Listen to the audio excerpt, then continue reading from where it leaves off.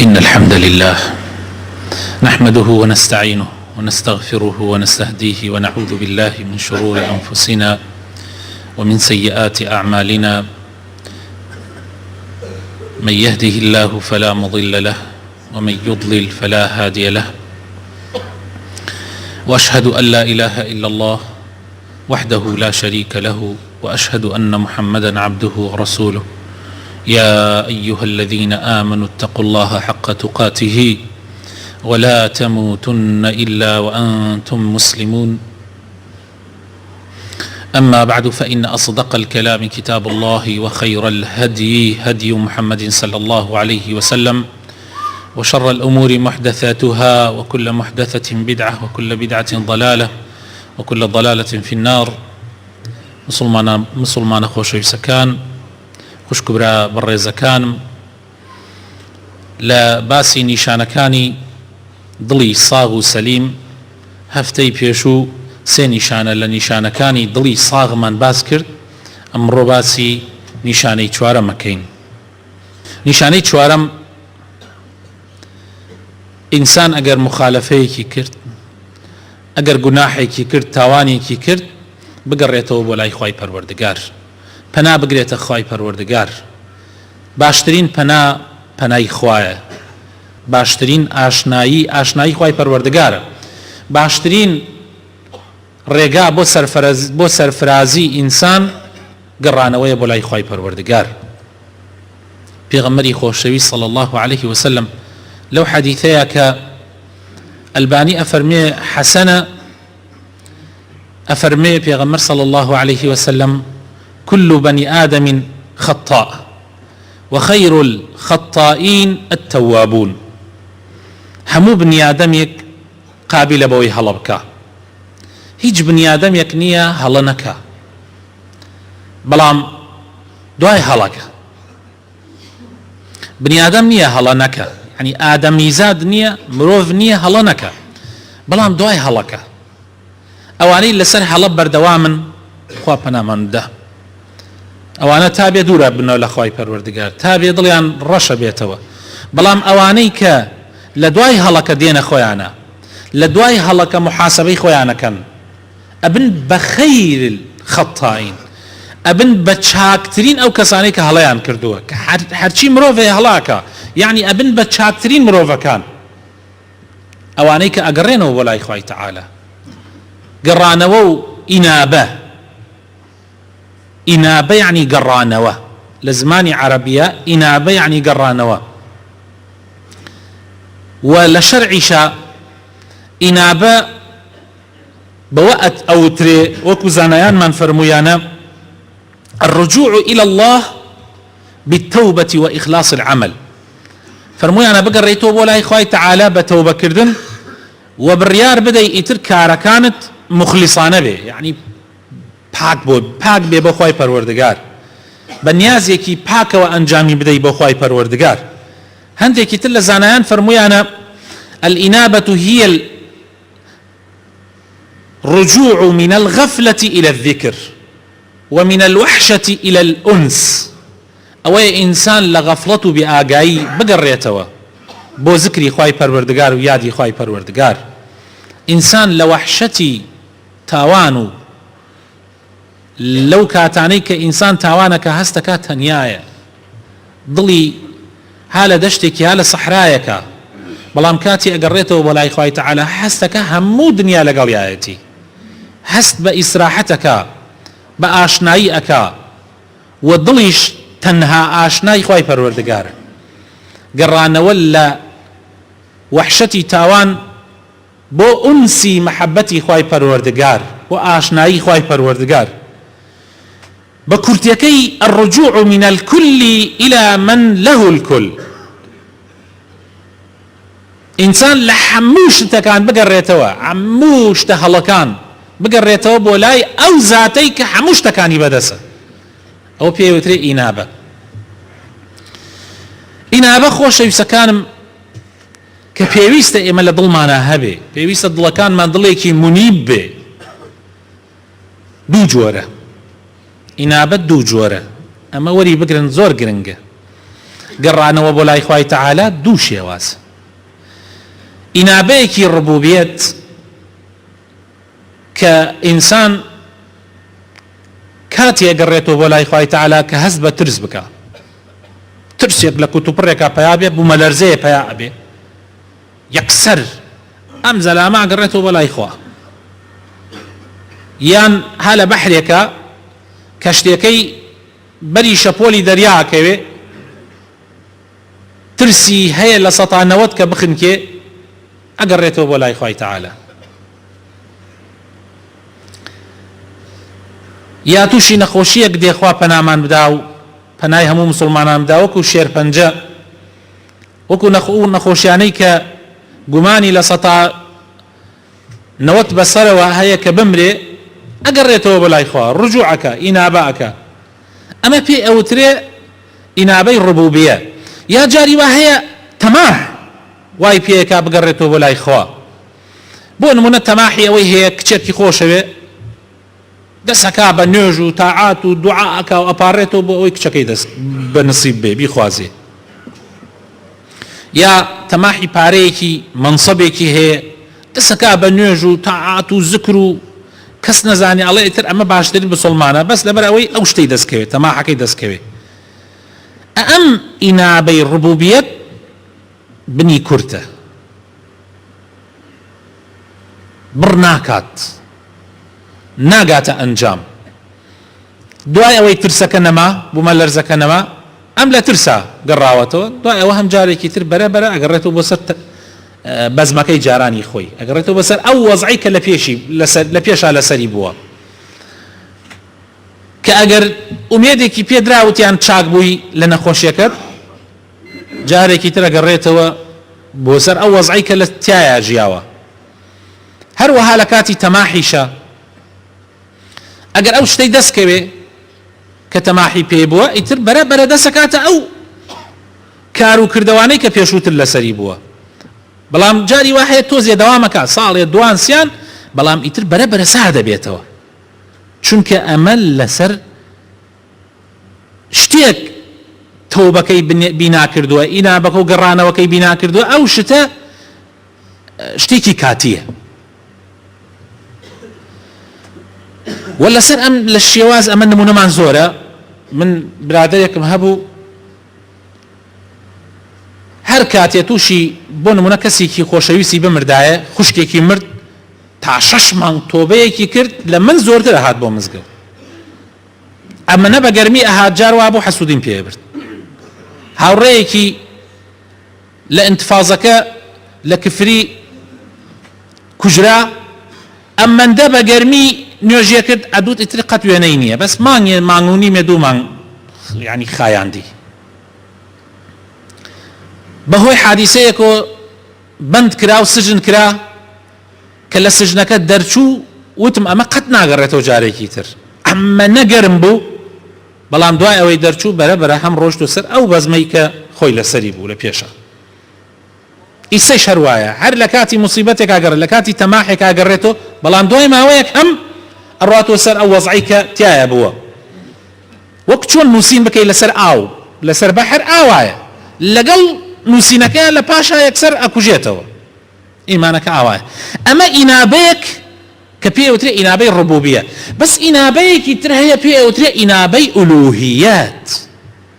ئەمە بینا کراوە لەسەر مەحەبەتی خوا، لەسەر ترسێکی حەقیقی لە خوای پەروەردگار، کابرا خوا ناسە، خوا ئەناسێ ئەگەڕێتەوە بۆ لای، لەبەر خاتری خوا ئەگەڕێتەوە، لەبەر خودی خوا ئەزانێ خوا چەند گەورەیە، خوا چەند مستحقی ئەوەیە کە بیپەرستێ، بۆیە ئەگەڕێتەوە. ئەم خۆشەویستیە، خۆشەویستەکانم فەرقی هەیە. ئەم گەڕانەوە جیاوازە بەڕێزان، جیاوازە، زۆر جیاوازە،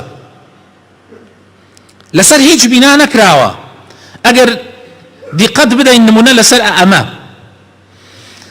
لە زمانی فرعون خوای تەعالا موسا و هارونی بۆ لای فرعون نارد، و بەڵگەی گەورەی دا بە موسا و هارونی برای هەردیان پێغەمبەر بوون کە پیشانی فرعونی بدەن. یەکێک لە بەڵگە گەورەکان ئەوە بوو، عاساکەی فڕادا موسا بوو بە ئەژدیهایەک، ترسێنەر بوو. بەڵام کە سەیرەکەی فرعون لەو کاتە ئەم ئاەتە گەورەی خوای پەروەردگار و چەندین ئاەتی تریش کە ئەخرایە پێش چاوی فرعون ئەوەنەی ترە لوتی بەرزە بوو تەکەبوریە کرد. وتی بنێرن چی ساحری مهم هەیە لە وڵاتە کۆی کەنەوە با بەرامبەری لە شوێنێکە خەڵک تایە کۆ ببێتەوە لە ڕۆژێکی دیاری کراوە بێن ئەو ساحرانە بەرامبەری ئەم ساحرە بگرن. قەزی موسا بوو.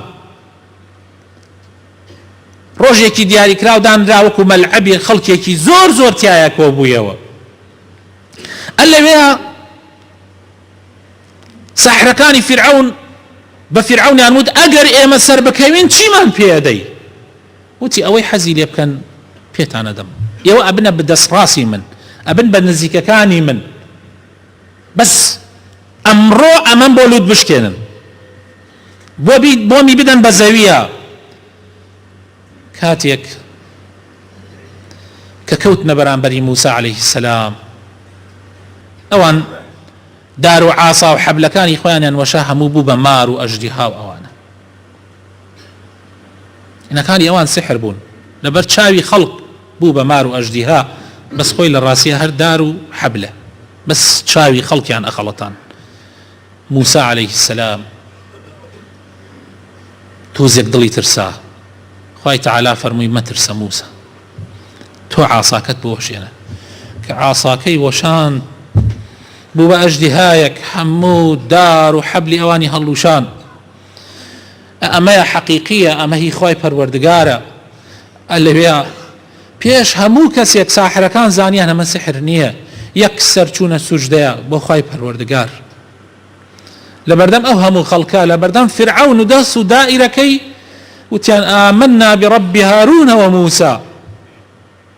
ئەلەوێ قال آمنتم له، یەکسەر ئەم تاغیە ئەم لە خۆبایی بووە بیری لەوە نەکردو ئەم ساحرانە چۆن ئاوا بە یەکجا بچنە کوڕنووشە بۆ خوای پەروەردگار.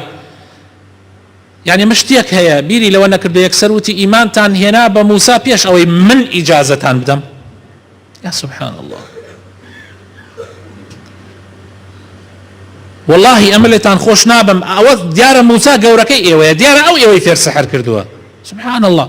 خۆیشی ئەیزانی موسا 10 ساڵە هارە بەو لە ترسی ئەوە ڕای کردووە، ها لە شوێنێکی تر ئەمانش حەیانە 2 عمری موسای هەیە. لەکوێ موسا ئەمانی فێر کردێ؟ بەس ئێوێ خەڵکەکەی دەوروبەری وا دانیشتون بیان خەڵەتێنێ. جا خەڵکێک سبحان الله خەڵکیش وعام وایە، خەڵک هەر وەکو عینەن وەکو ئەو زمانەی فرعونە ئێسە و لە هەموو زمانێکا دووبارەیەوە ئەو خەڵکە کار بەدەست هەرچی بڵێ بە چاوی خۆیان بە گوێی خۆیان بیستویانە کە درۆیە سیرەکەی سبحان الله هەر ئەوە بێتە ڕاست لە عەقڵی ئەمانە. دەسەکەنە چەپڵە کوتاندن و گۆرانی بە باڵای کار بەدەستە هەموو زمانێوا بووە. یەکسەر هەڕەشەیدا وتی فلا أقطعن أيديكم وأرجلكم من خلاف ولا أصلبنكم في جذوع النخل. وتی دەست و قاچتان بە چەپ ئەبڕمەوە، دەستی ڕاستان و پێی چەپتان ئەبڕمەوە، داتانە کوتم بەقەی داری دینی دارخورمایە بنی دارخورمایە بۆ ئەوی ببن بە عیبرەت بۆ هەموو عالم. ئەم ئیمانەی ساحرەکان ئیمانێکی ئولوهیەتە، گەڕانەوەیەکە لە ناو دڵەوە خۆیان ناسی چی ئەڵێن بەرامبەر بە ئەم کار بەدەستە. تا چەند ساتیە پێش ئەوە ئەمان تەماحی ئەوەیان هەبوو پلەپایان باتێ، ئێستا مووقفیان چۆنە بێت، تەسەوور ئەکەن مووقفیان چۆنە بێ، چونکە ئەمە لە ناو دڵەوە ئەم ئیمانە هێنرا، زۆر جیاوازە لەگەڵ ئیمانەکانی ترە. یەکسەر ئەمان وتیان قالوا لن نؤثرك على ما جاءنا من البينات والذي فطرنا فاقض ما أنت قاض إنما تقضي هذه الحياة الدنيا. وتیان بەخوا تازە جارێکی تر تۆ گەورەی و پلەپایە و مەنسەب و پارەکانی تۆ نادەین بەسەر ئەم حەقە کە بینیمان، چیت لە دەستێ بڕۆ بیکە، هەرچی دەدەستێ لە کوشتن لە بڕین هەرهی ئەم دنیایەیە، چیت لە دەستێ بیکە تازە ئێمە ناگەڕێینەوە. بوون بە بانخواز لە ماوەی چەند ساتێکە، چونکە خوایان ناسی، هەر کەسێ بە ڕاستەقینەی خوا بناسێ سبحان الله هەرچی لە دەمی دەرەچێ ئیتر ئەبێ بە قسەی، یعنی وەکو چۆن خوای تەعالا لا لو حديث قدسي أفرمي أبن بأو چاوي كي بي أبيني أبن بأو جوي كي بي أبيسي أبن بأو دسي كشتي بي ألقري أبن بأو بياني كي بي ريكا إتراو كسبب كسيكي خواي حموشتكاني أبي بشتي خواي دسيان كد بقى مشقاري كردني فرعون سبحان الله لبرياركي فرعون نترسي فرعون جبرياري خوي جيبجي كرد آواه إيمانك أقر لنا وضلو درشي آواه هي أواه وأصحاب كاني في غمر صلى الله عليه وسلم حتى آخر نفس أكو جريان ناقر ريانوا أو ياسر أو سميي خيزاني جنيك بو بلام چونك إيمانك لنا وضليا رقي دا كتابو ناقر رايوا سهيب الرومي كاتي ويستي كوج بكاله دعاء في غمر صلى الله عليه وسلم بمدينة لما كدرشي بردمي هنقرد مشركة كان بردمي هنقرد وتيان سهيب تو هاتي تمكة دينار يكتنبو تو لمكة دولة من بوي إيه ساعة أم همو بارا همو بوي توشيني محمد بكبي بخوانا يالين ولا نزاني قروابلين سهيب أقريته سهيب تفرموي من هر الروم بۆنایەن بە یەکەوە ڕێکەوتنێک بکەین وتیان چییە ڕێکەوتنەکە وتی چی پارەم هەیە ئیدەم پێدەن چی پارە و پولم و ماڵم هەیە هەر هەمووی پێشکەش بە ئێوە بەس مەجالم بدەن با من بڕۆم بگەم بە خۆشەویستەکەمە وتیان ڕازین پارە و پول و ماڵ و خان و هەموو شتێکی پێیان دا و شوێنی پارەکەشی پێیان ئاشکراکە وتی بڕۆن بیبن مەجالم بن با من بڕۆم بگەیمە پێغەمبەر صلی الله علیه وسلم کاتێک کە دەرکەوت لە دوور بە ڕوت و قوتی گەیشتە پێغەمبەر صلی الله علیه وسلم كاتيك لدور دركوت بيغمر صلى الله عليه وسلم يكسر أقدار كراية ولا لا يعني جبريل عليه السلام كصهيب هاد لدور بيغمر صلى الله عليه وسلم فرموي لقد ربح البيع يا أبا يحيى لقد ربح البيع يا أبا يحيى فرموي أو كرينو فروشني أو تجارتي تو كردت أي أبو يحيى أي صهيب براسي قازان جد كرديا أو إيمانا كاتيك أصحابيكي في غمر صلى الله عليه وسلم أسيرة كريتا كوتا دسي كافر كان برياري عدام كردني أدن آخر شت أبو سفيان الله كالرئيسي أوان بو أوكاتانا وتي بيالن بادو قصيلة قلابكم وكان فرمو خبيب بن عدي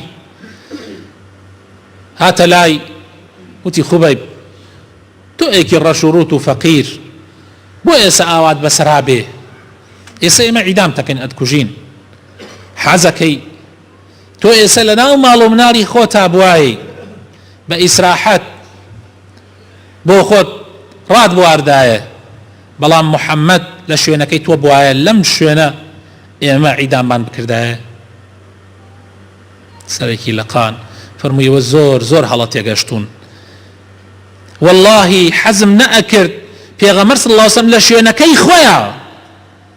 كي خويا كإيسات يا دانشتوا لمدينة كچن قورو وچن بريزة لنا وصحابة كان لو شويني خويا حزم ناكد يقدر كيبكيت بتشيتا بيها ومن لما مالو مناري خوا ما دانشتايم يقدر كي حزم ناكد آزاري بيغمر بدا هو إيمانه خوش يسكن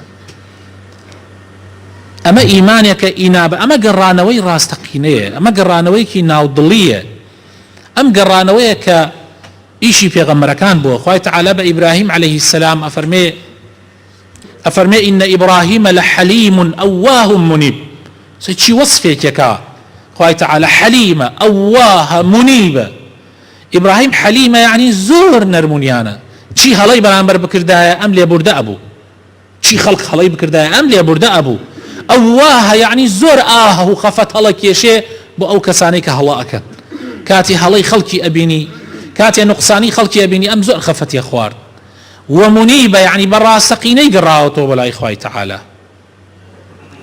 وهمو بيغمران خوي تعالى وصفيانك لقرآن زوريان وصفك بويك منيبا أو داود عليه السلام أو سليماني كريتي أو بيغمري خوشوي اسمانا صلى الله عليه وسلم زوريك لا بيغمران خوي تعالى بوشيو باسيانك أو كسانيك براستقيني منيبا خوي تعالى أفرمي درباريان وأزلفت الجنة للمتقين غير بعيد هذا ما توعدون لكل أواب حفيظ من خشي الرحمن بالغيب وجاء بقلب منيب ادخلوها بسلام.